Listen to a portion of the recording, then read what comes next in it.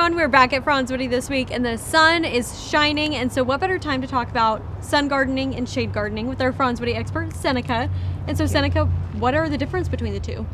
So really what it comes down to is that afternoon sun. Mm-hmm. So things that like sun are fine with that later afternoon sun.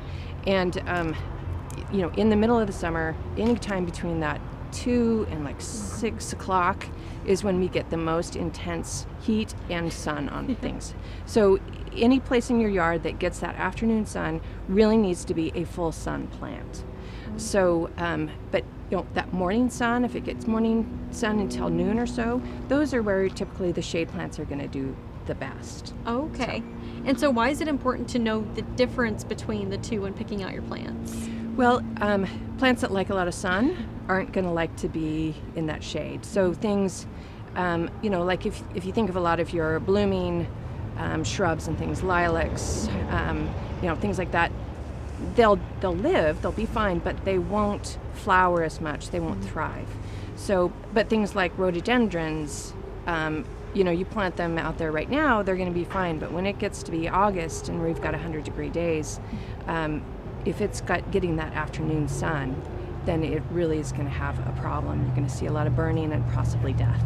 And so when it comes to watering, what are the biggest things to keep in mind when it comes to both sun gardening and shade gardening? Really understanding, what your plant likes, what kind of soil you have, and checking that moisture. So one of the things that we really see that causes plants to die in the heat is people overwater. So they think, oh my gosh, I need water. I'm sure it does too.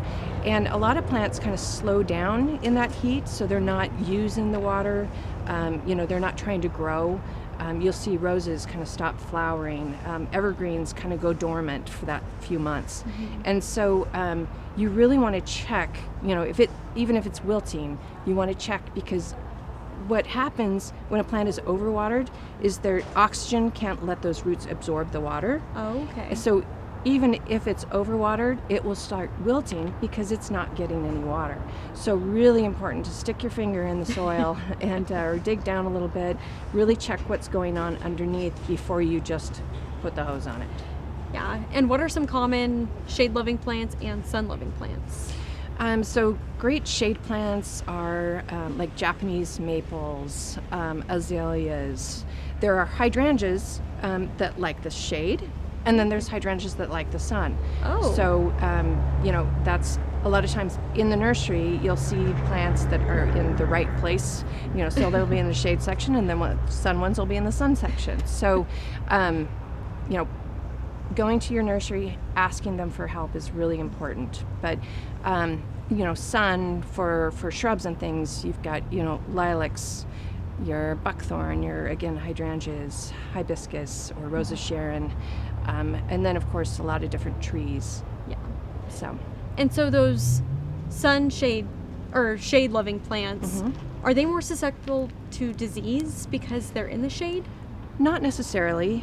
Again, watching your water, you don't want to overwater, and if something's under the eave, you may need to give it a little extra in the winter even. But most shade-loving plants here prefer more of an acidic soil.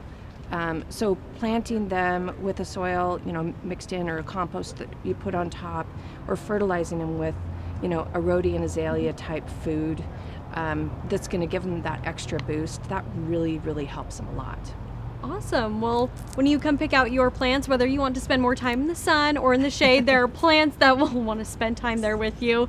Be sure to come check out Franz Woody on the corner of Chinden and 11th Avenue North, home of the Pink Flamingos. Yep.